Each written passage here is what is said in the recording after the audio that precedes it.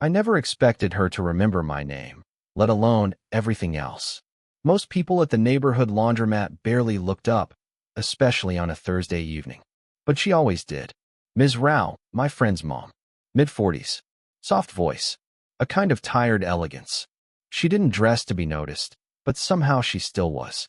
That evening, she was already there when I walked in, folding a line of white laundry with the kind of precision that made me check my own wrinkled t-shirts. Her hair was tied loosely, a few strands slipping out like they'd given up trying to stay in place. She didn't fix them. That struck me for some reason. "Oh, hi, Armin," she said, glancing up. Not the quick, polite glance most adults give. She held it for half a second too long, like she was making sure she had the right person. "Long day." Kind of." I set my bag down, trying not to make a loud thump. "You?" She gave a small, almost embarrassed shrug. "Laundry day," she said, as if that explained everything about her life. Maybe it did. I loaded my machine, pretending I wasn't aware of her standing 2 machines away. Pretending I didn't keep catching her reflection in the round window of the dryer. She folded slowly, carefully, pausing sometimes like she'd forgotten what came next. That was new. She usually moved with a sort of quiet efficiency. I reached into my pocket for my phone, reflexively checking a blank notification screen. 2 unsent texts sat in the drafts folder. One to my mom, one to no one in particular. I locked the screen before the loneliness felt too obvious, even to myself. She noticed anyway. "Everything okay?" she asked, still not looking directly at me, her hand smoothing a towel like it needed reassurance. "Yeah, just thinking." A useless answer, but she nodded like she understood the parts one didn't say. The dryer buzzed. She startled slightly, then laughed under her breath. A soft, private sound. I watched her tuck a stray strand of hair behind her ear. It fell out again immediately. She didn't bother fixing it that time.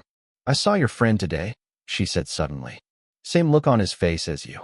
"Exams." I laughed a little. "No, that's just how he looks when he's awake." She smiled, full this time. Warm enough that I felt my ears heat. I looked down, tearing open a detergent packet I didn't need, just to have something to do with my hands. "You always come around this hour," she said, not accusing, just observing. "It's quieter then." "Yeah, less small talk." "I get that," she murmured, folding a shirt that definitely wasn't hers. Too large, navy, probably her son's. "Some days, I don't have the energy to be anything for anyone." I looked up. Her fingers paused at the collar of that shirt, holding it lightly. Not dramatic, not sad, just tired honesty. I don't know why I said it, but "You don't have to be anything for me." Her hands froze, just for a breath. Then she exhaled softly, almost like she hadn't expected anyone to say something that simple. Or that true. "Thank you," she said. Her voice wasn't steady. I don't hear that much. The machines hummed around us, warm and rhythmic. She reached for the next shirt, but missed it by an inch, her fingers brushing the metal counter instead. A micro-hesitation. Then she picked it up properly, recovering with a small smile. She didn't quite finish. When her basket was full, she lifted it, but didn't walk away. Just stood there, shifting her weight from one foot to the other. "I'm here again on Sunday," she said, eyes flicking briefly to my hands, then back to the floor. If you're around." She didn't phrase it as an invitation. It wasn't. It was something quieter, like she was offering a place in her routine without deciding why. I nodded before I could think. "Yeah, I'll be around." She stepped toward the door, then paused, turning just enough to meet my eyes. "You make me feel seen again," she said softly. I didn't realize how much I missed that. Then she left, doors swinging shut behind her, leaving me staring at the empty space she'd been standing in, wondering what exactly I had just stepped into. I didn't go to the laundromat on Sunday because of her. At least, that's what I told myself. But when I walked in and saw her already there, basket half full, sleeves pushed up, hair a little undone, something in my chest shifted. Not loudly, more like someone nudging a door I'd forgotten to lock. "Hey," I said. She looked up slowly, almost like she'd been waiting but didn't want to look like she had. "Hi, Armin. You're early." I shrugged. Didn't feel like staying home. She gave a knowing nod but didn't press. She never pressed. That was part of the problem, or the reason I kept coming back. I wasn't sure which. I started loading my clothes while she stood beside me, close enough that our elbows almost brushed. She smelled like cardamom tea and detergent. Comfortable things. Familiar things. Too familiar for someone I technically shouldn't feel anything around. My son used to come with me, she said suddenly, eyes following the tumbling dryer window. Back when he was younger, he'd sit on the floor and line the detergent packets in color order. Drove me crazy. I laughed under my breath. Sounds like him. She smiled, but it thinned at the edges. Now he doesn't even text back unless I mention money. There was no bitterness, just a small ache she had learned to speak around. A practiced softness. I wanted to say something comforting, but the word stuck. So I offered something quieter. You miss him, I said. She didn't answer. She didn't need to.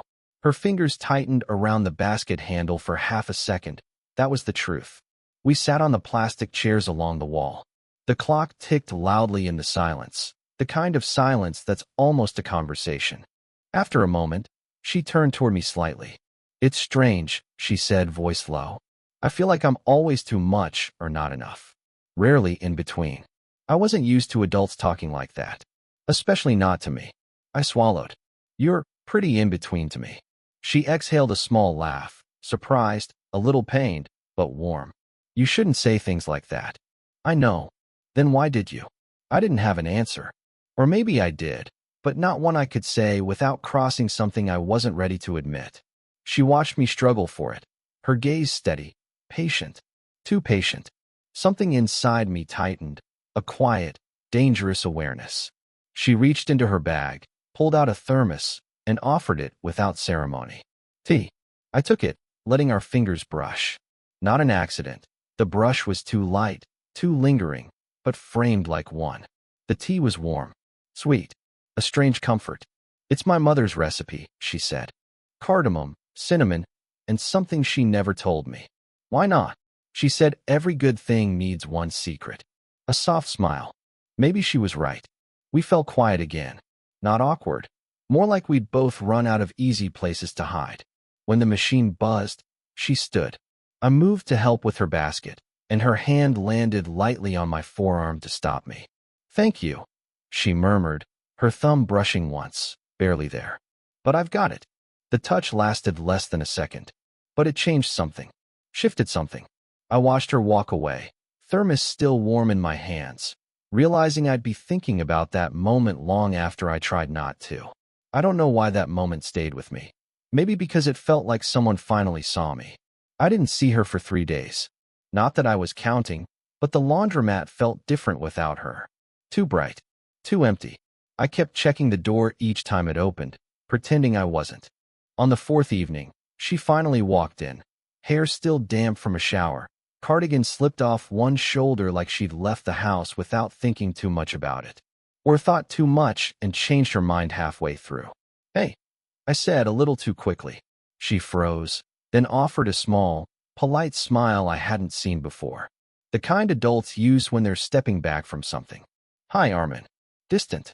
Careful. Something was off. I waited for her to come closer. She didn't. You weren't here the last few days? I tried. Oh yes. Busy. A pause. I needed space. Just from everything. Not from me. She didn't say that, but it hovered there anyway. She kept her eyes on the machine as she loaded it, hands moving too fast, dropping a towel and pretending she didn't. I stepped beside her. Did I say something? No, then, softer. I just didn't want to confuse things. There it was. The line she was trying to draw. The problem was, I'd already stepped over it without noticing. Before I could respond, the door jingled open. My friend, her son, walked in, earbuds in, hoodie half zipped. I stiffened. She did too. He didn't see me at first, just waved vaguely at her. You need anything? I'm heading out. No. I'm fine, she said quickly, shifting away from me, putting space between us the second her son appeared. He glanced over, finally recognizing me. Oh, hey man. Didn't know you came here. Yeah. Sometimes, I muttered. He left 2 minutes later, but the damage stayed behind, heavy and quiet. She stood straighter, smoothed her cardigan, avoided eye contact. I shouldn't have that day. she said once the door shut. The tea. The way I talked. It wasn't fair to you. It wasn't unfair. She shook her head, tucking her hair behind her ear, the same strands slipping out again, like even her body refused to stay composed. You're my son's friend, she whispered. You're 20. And she didn't finish. You don't have to explain, I said. But my voice cracked a little, betraying what I didn't want to ask. She looked up then, finally meeting my eyes. And it wasn't distance.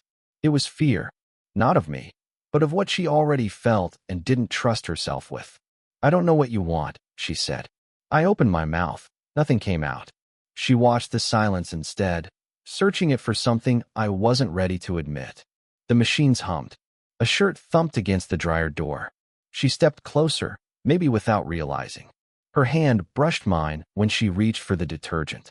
Not an accident, too slow, too deliberate. But the moment she felt my fingers tense, she pulled back sharply, breath catching like she'd touched a flame. I should go, she said. You don't have to. She hesitated. One breath. Two. Then she whispered, Armin, don't make this harder. She turned to leave, but stopped at the door. Half-turned. Soft-eyed. Almost came back. Almost. For a second, I thought she might say something else. Something that would unravel everything between us. Her lips parted. Then she stopped herself, pressing them together. That half-second felt like a near confession. A near kiss. A line almost crossed.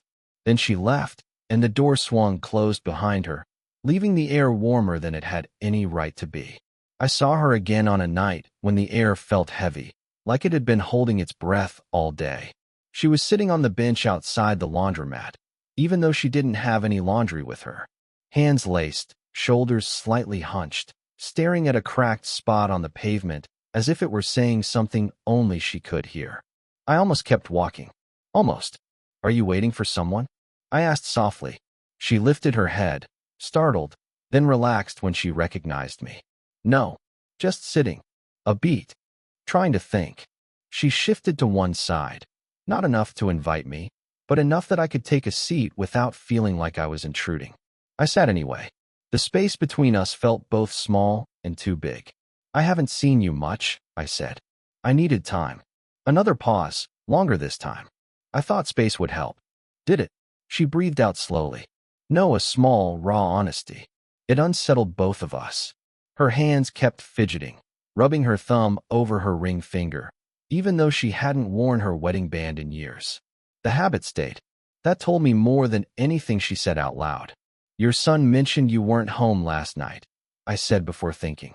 It slipped out, not a question, more like a worry I'd been carrying. She turned sharply. You talked to him about me? No. He just said it casually. I hesitated. I just noticed. Her eyes softened. Not warm, more like pained acceptance. You pay attention too much. I don't know how not to. She closed her eyes briefly at that. A tiny collapse. Then she sat up straighter, like she was catching herself slipping. I saw you talking to that girl at the bus stop earlier, she said suddenly, tone too casual. Forced. You seemed close. I blinked. The one with the headphones? She was asking for directions. Oh. She nodded, but her jaw tightened. That's good. You should talk to people your age. That landed between us with a thud. A strange, quiet jealousy, hers, not mine. And she realized it as soon as she heard herself. She pressed her fingers to her forehead. I'm sorry. I shouldn't have said that. It's okay. It's not. Her voice dropped. I don't want to depend on you like that. It's not fair. And it isn't right. I swallowed hard. I'm not going anywhere. That's exactly what scares me, she whispered. We sat there, the silence stretching, tightening, folding in on itself. The streetlights buzzed overhead. A cat darted across the pavement. Somewhere inside the laundromat, a machine clicked off. She turned toward me just enough that I could see the shift in her eyes. Resignation, longing, something risky she kept trying to bury. I tell myself I'm imagining this, she said. Whatever this is. She gestured vaguely between us. But when you look at me like that, I can't pretend. I didn't even know how I was looking at her. Only that I couldn't stop. She reached for my hand, stopped halfway, fingers trembling slightly, then pulled back, not because she didn't want to, but because she wanted it too much. I shouldn't feel this, she whispered. But you do, I said quietly. Her breath caught. A soft, breaking sound. For a second, she leaned in. Barely, like a magnetic pull neither of us had admitted. Her hair fell forward. Her knee brushed mine. One more inch, one more breath, and something irreversible would happen. She froze. Then, Armin, what are we doing? A real question. A dangerous one. And it hung there between us, unanswered, trembling with everything we weren't supposed to say. I wasn't planning to see her that evening. I'd actually promised myself I wouldn't, told myself to let the space breathe, let whatever was happening between us fade back into something normal. But I saw her outside the laundromat anyway, sitting on the small bench by the curb, hands wrapped around her thermos like she was holding warmth she didn't actually feel. She didn't notice me at first. She was watching the street the way people do when they're trying not to think. I cleared my throat. Ms. Rao, she startled, then tried to hide it with a smile. A thin one. Oh, Armin. Hi. You okay? A tiny shrug. I didn't want to be home. I sat beside her. Not too close, but closer than I meant to. The bench was cold. Her shoulder wasn't far. For a minute, neither of us said anything. Cars passed. Wind tugged at her hair. She didn't fix it. You've been distant, I said finally. Her fingers tightened around the thermos. I thought it would help. With what? With wanting things I shouldn't want. My breath caught. She looked straight ahead, as if saying it out loud was easier when she didn't have to see my reaction. A long pause. The kind that stretches between two people until one side breaks. You think I don't feel it too? I said quietly. That made her turn. Slowly. Cautiously. Her eyes searched mine like she was afraid of what she might find. You don't know what you're feeling, she whispered. I know enough. She shook her head. No. You're 20. You'll wake up someday and wonder why you wasted your time with a woman who already lived a whole life and ruined half of it. That's not. And you're my son's friend. Her voice cracked on the word friend, like it hurt. We sat there, breathing unevenly, the space between us alive with something neither of us knew how to manage. She dropped her gaze to her lap. I get jealous, she said suddenly, when I see you talking to girls your age. Laughing, not thinking so hard. It scares me how much I notice. It was the rawest thing she'd ever said. I swallowed. I notice you too. That made her inhale sharply, like she didn't want to hear it but needed to. The streetlight above us flickered. She set her thermos down, her hand shaking slightly. Then she turned toward me fully, knees angled in my direction, as if she'd finally stopped running from something. Armin, she whispered, tell me what you want from me. I opened my mouth, but the words tangled, stalled, fell apart before they formed. She watched all of it, watched the truth trying and failing to come out. Her breath warmed the cold air between us. She leaned in, just a fraction, just enough. I felt everything tilt. Then she whispered, almost breaking, should I pull away or stay? The question hung there, fragile and dangerous. And I didn't answer. Not because I didn't know, but because saying it would change everything. White heavy checkmark part 5. The twist, 500 words. Raising stakes, ambiguity, someone pulls back. Unresolved emotional whiplash. She didn't show up the next day. Or the next. By the third day, I'd stopped pretending I wasn't waiting. Walking past the laundromat at the exact time she usually appeared, checking the bench, the curb, even the small grocery store across the street. Nothing. I told myself she needed space. That she was doing the responsible thing. That maybe she regretted the way she'd leaned in, the question she'd left hanging between us. But asking myself didn't help. On the fourth day, her son found me outside our building. Hey, he said casually, unlocking the door. My mom's been weird lately. You know anything? My stomach tightened. Weird how? Like, avoiding people. Staying in her room. Acting guilty about nothing. Guilty. The word landed harder than it should have. I shook my head. No idea. He nodded, satisfied, already scrolling his phone. Cool. Anyway, she mentioned her ex called. So that might be it. Her ex. A whole life I hadn't asked about. A whole past I wasn't part of. Maybe he wanted something.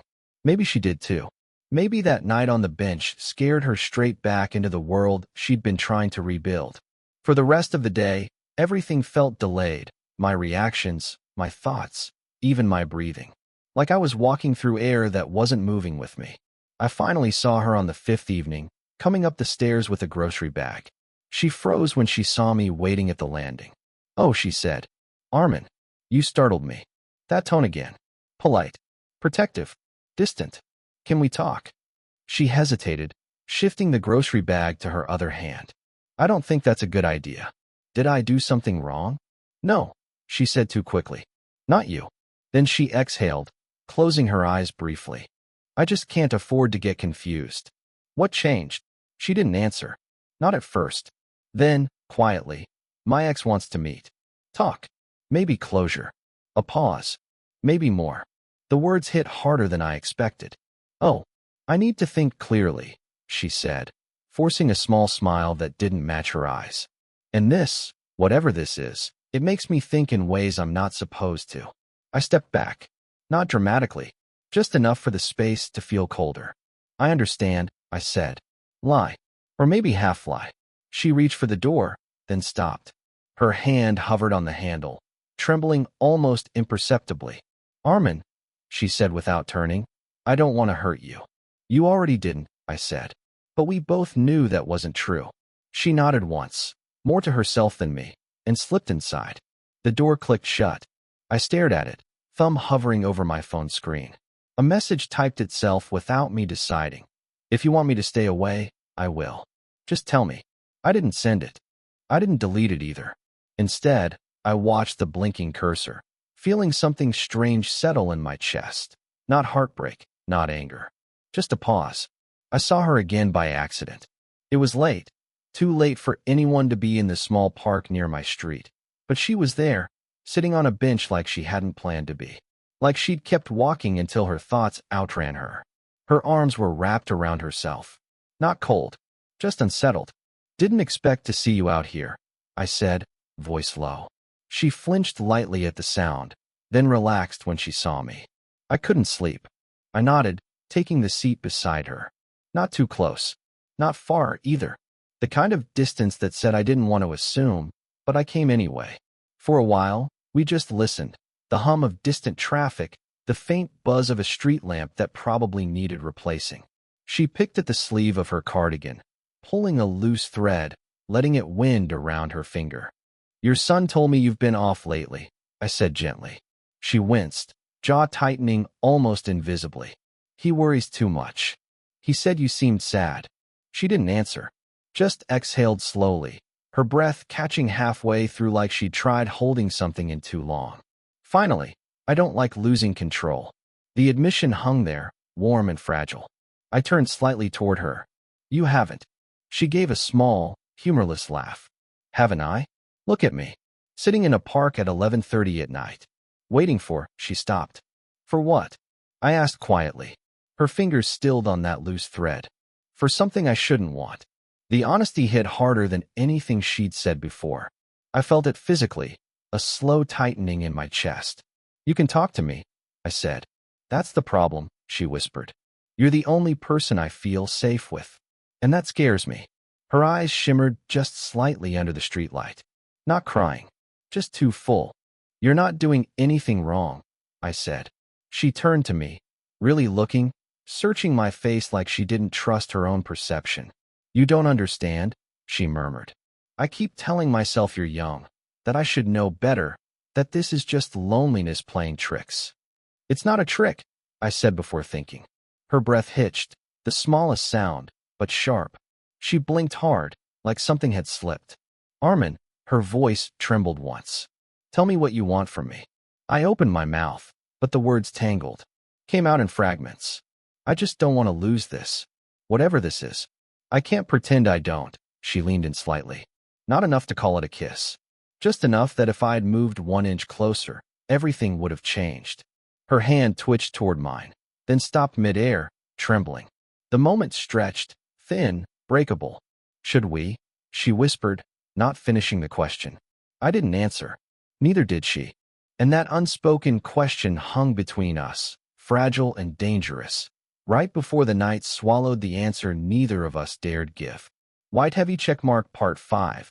The twist, raising the stakes again, 500 words. The next morning, she disappeared. No texts, no laundromat, no late-night walks, nothing. At first, I told myself she was busy. People have lives, adults especially. But by the fourth day, the silence had weight, the kind you feel behind your ribs.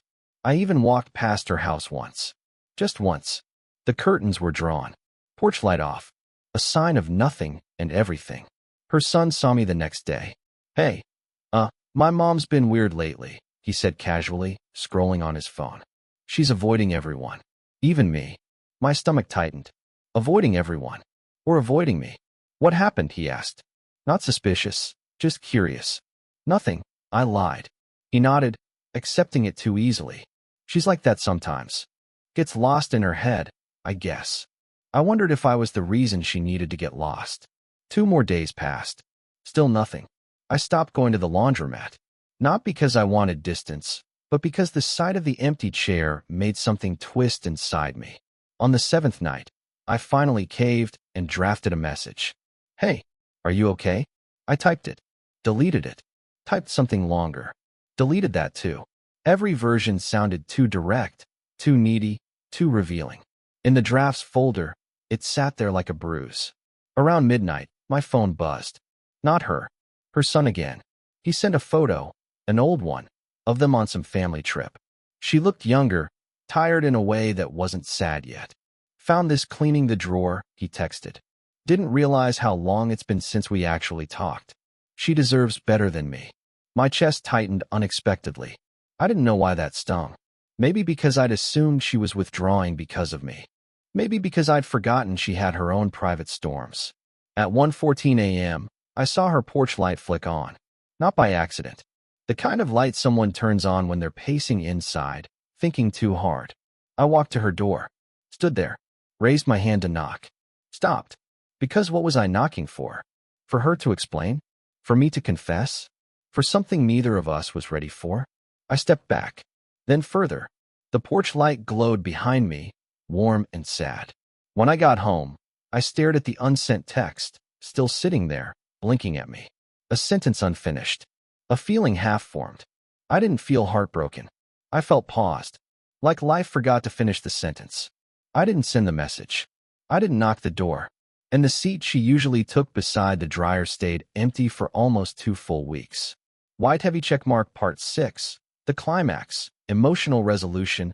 500 words. She found me first. It was early evening. The kind of sunset that made everything look softer. I was locking my door when she appeared at the bottom of the stairs. Cardigan, hair messy, breath uneven like she'd walked quickly or thought too hard on the way. "Armin," she said, voice breaking around the edges. I froze. Not from shock, from the relief that hit too fast. "I'm sorry," she said immediately. "I shouldn't have disappeared like that. You don't owe me anything." "I know," she said. "That's why I came." She stepped closer. Not too close, but closer than she had any right to, after 2 weeks of silence. "I wasn't avoiding you," she said, eyes fixed on the railing instead of me. "I was avoiding what I felt around you." The honesty knocked something loose inside me. I thought I did something wrong. She shook her head quickly. "No, you didn't. You were the only thing that felt right." And that scared me. The wind lifted a few strands of her hair. "She didn't fix them. I wanted to. My ex reached out," she said quietly. "Not to get back together. Just to remind me that I always choose wrong. That I make people uncomfortable. That I don't know where the line is." "That isn't true." She looked up then, really looked, and her eyes were damp. "I needed to step back to see if this was a mistake," she whispered. And my voice came out softer than I intended. She swallowed, hands tightening around the cardigan. "And I missed you. More than I should have." I took a slow step toward her. She didn't move. Didn't breathe, maybe. "You don't have to protect me from your feelings," I said. "That's exactly what I'm doing." Her voice cracked, a tiny, breaking sound. "If I let myself want this, I don't know if I'll be able to keep it quiet. Or small. And that terrifies me. Maybe it doesn't have to be small." She inhaled sharply, like the idea hurt. Silence stretched, long, trembling, honest. Finally, she whispered, "Tell me what you want, Armin. Just once. Even if we can't have it." I stepped closer, close enough to feel her breath, warm and unsteady. I want you, I said. Not as a secret. Not as a mistake. I just want you. Her eyes closed, just for a moment. When she opened them, something in her had softened. Not broken, just quietly surrendered. She reached out, fingers brushing mine, barely touching. A simple touch. The most human kind. Her voice was barely audible. Okay, she whispered. Not a promise. Not a declaration. Just a permission. To feel. To continue. To not run anymore. And that quiet, okay, was enough. I saw her again on a Tuesday evening. Not at the laundromat this time, but outside her building, standing by the small bench near the gate. She wasn't doing anything. Just holding her phone, turning it in her hand like she meant to call someone and changed her mind. When she noticed me, her shoulders tensed, then relaxed too slowly. Armin, you're back late. Yeah. Work ran over. I shifted my bag higher on my shoulder. You okay? Her eyes darted away. I didn't think you'd pass by. There was something in her voice, something thin and strained. We settled on the bench like we had an agreement to avoid the topic sitting between us. The evening was quiet. A dog barked somewhere. Wind carried the smell of wet leaves. She clasped her hands in her lap, unclasped them, then did it again. Did your son say anything? I asked before thinking. Her breath caught. That's not the problem. Then what is? She shook her head, staring at the ground. You don't understand what this looks like.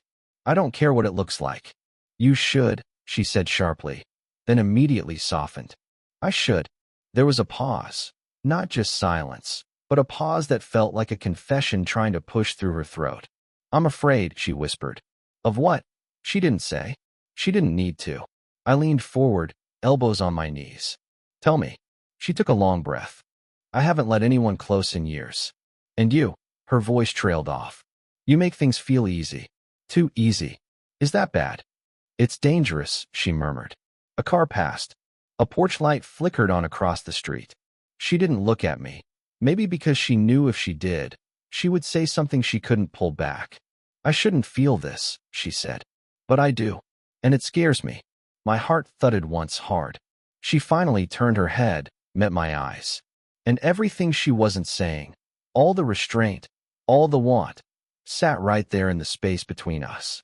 I lifted my hand, slowly, giving her time to move away. She didn't. My fingers brushed hers on the bench. Light. Hesitant. She inhaled sharply, eyes flicking down to our almost intertwined hands. Armin. Her voice broke on my name.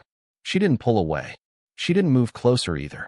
Just breathed, shallow, uneven, like she was standing at the edge of something she'd spent years avoiding. I leaned in just enough for her to feel it, not enough to close the distance. Her lips parted.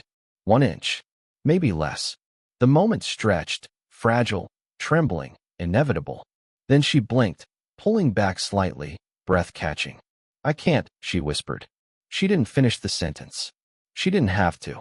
And before I could ask the question sitting on my tongue, do you want this too? She stood abruptly, arms folding around herself like armor. Her final line came out barely audible. What are we doing, Armin? The question hung there, unanswered, dangerous, gentle, and one breath away from something neither of us could undo. Part 5. The twist, raising the stakes again. 500 words, she disappeared again. Not for 3 days, for 9. 9 days of empty benches, silent laundry cycles, and her porch light clicking off earlier than usual. I tried convincing myself I didn't care. Didn't work. By the 5th day, even her son noticed. Mom's been weird lately, he said casually while scrolling his phone. Quiet. Distracted. You know how she gets. I nodded, pretending I didn't know exactly how she got. On the 7th day, I passed her window. Curtains drawn. Her car in the driveway but untouched. A mug sitting on the porch railing, cold. By the 9th day, I gave up pretending. I texted her. Are you okay? Typed. Deleted. Typed again. Deleted again. Eventually I sent nothing. That night, while taking out the trash, I finally saw her, standing by her doorway, keys in hand, frozen like she'd forgotten why she walked there. She stiffened when she noticed me. Oh, she said. Hi. Her voice was too bright, too controlled. It was the voice people use when they're patching over a crack they don't want anyone to see. You've been gone, I said quietly. I had things to handle. A lie. I could hear it. Or maybe just a truth with missing pieces. You didn't answer my messages. She looked away. I didn't know what to say. I stopped. I didn't know what I thought. Or I didn't want to say it out loud. She closed her eyes briefly. Armin, something happened. My chest tightened. Are you okay? Yes. I'm fine. Pause. My ex called. The word ex dropped between us like a stone. He wants to reconnect with our son, she continued. Maybe even visit. I didn't expect the sting I felt. It wasn't jealousy, not exactly. More like being pushed to the outer edge of a circle I'd slowly stepped into. And I realized her voice wavered. I don't get to be careless. Not at my age. Not with you. Careless. It felt like a slap, soft but real. She finally met my eyes, and her guilt sat there, raw.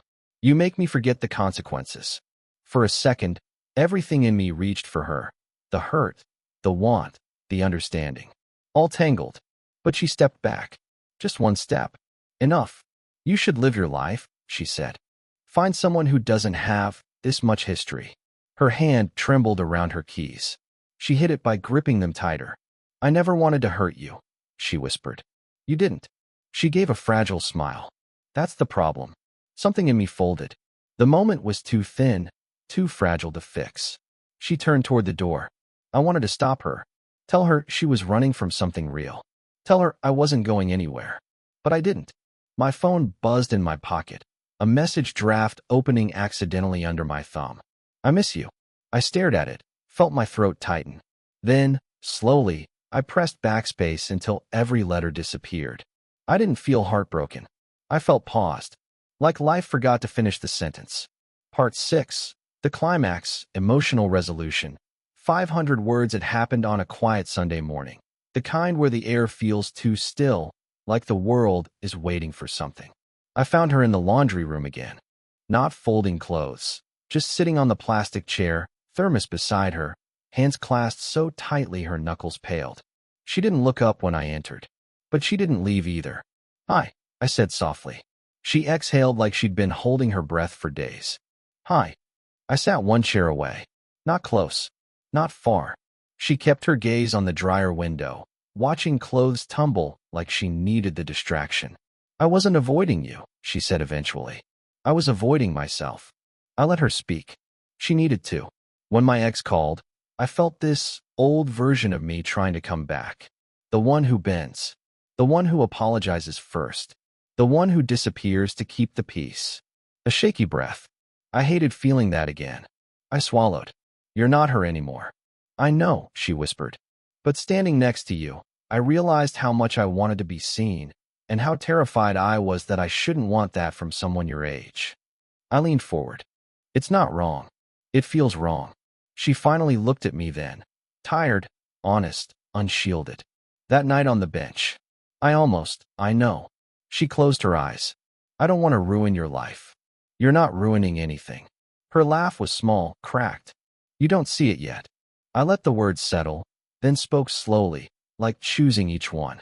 Look, I don't know what any of this is supposed to be, or where it goes, but I know it wasn't nothing. Her lips parted, surprised, maybe relieved. She shifted closer, 1 inch, then another. I'm tired, she whispered. Tired of being afraid of things that feel good. Then stop being afraid. Another small inch. Her knee brushed mine. She didn't pull away this time. Her hand trembled, resting near mine, too near. I turned my palm slightly, offering without pressing. She let her fingers touch mine, barely, like testing temperature. Then, slowly, she threaded them together. Her breath hitched. I don't know if I can do this, she said. But I want to try. My throat tightened. Okay. Her head lowered, forehead almost touching my shoulder. A near embrace, not quite, but enough to shift everything. The machines hummed. The air warmed. And in that small, ordinary room she finally whispered the thing she'd been holding back. I don't want to lose you. You won't. We stayed like that, hands intertwined, breaths sinking slowly. Not kissing, not confessing too much. Just choosing something quietly impossible but true. And when she finally leaned into me, just enough that her hair brushed my jaw, she murmured one small, trembling word. Okay. Part 7. The conclusion. Slow emotional closure. 500 words. It didn't happen all at once. We didn't start holding hands in public. We didn't slip into some bold romance. Life stayed quiet, but different. Some mornings, I'd see her watering the plants outside her unit at 8:47 a.m., the exact minute sunlight hit her small garden. She'd glance at me through the leaves, half smile, and go back to misting the basil like nothing changed. We didn't talk about us. We didn't label anything. But the distance between our doors felt smaller. Once, after a long day, I found a thermos on my doorstep, her mother's tea inside, still warm. No note. But she didn't need one. I knocked gently on her door that evening, and she opened it already smiling, like she'd been standing just behind it, waiting for the sound. We shared tea on the same bench where everything had nearly fallen apart. A soft callback. Her thermos between us, my shoulder brushing hers just enough to feel real. She spoke more now. Not big things. Just fragments of old memories, like she trusted me enough to let them scatter in the air. I used to love Sunday mornings, she said once. Before life got complicated. Do you love them now? She thought for a long moment. More than I used to, she said. And that was enough. Sometimes her son swung by unexpectedly. Those days, we acted normal. Too normal. But there was a shared glance, brief and knowing. Quiet understanding tucked beneath everything unsaid. We never rushed. Some nights, I'd help her fix things around her place. A loose cabinet hinge, a flickering light. She always stood nearby, handing me screws or holding a flashlight, pretending she wasn't watching the way my hands moved. Other evenings, she'd sit at her kitchen table while I read something aloud from my coursework, her head resting lightly against her hand, the calm in her face soft and earned. She wasn't afraid anymore. Not of me. Not of herself. And I wasn't paused anymore. Life started finishing its sentences again. One late evening, weeks after everything began, I found her sitting on the bench, sipping black coffee instead of tea. I sat beside her quietly. "You're drinking coffee now," I said. She shrugged lightly. "Trying new things." The wind rustled her hair. She didn't fix it. She never fixed it anymore. After a long, comfortable silence, she rested her hand on mine. No hesitation this time. Just a simple, grounding touch. "You know," she murmured, "I didn't expect any of this." "Me neither." She smiled softly, eyes on the street, not me. "But I'm glad you kept showing up." "So am I." A car passed.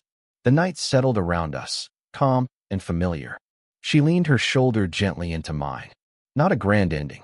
Not a forever promise. Just two people choosing each other in small, steady ways. Before we got up, she whispered something. Almost a joke, almost a confession. "I still think you make me feel seen," she said. "But now it feels safe." And I realized that was the closest thing to love we needed. A quiet truth.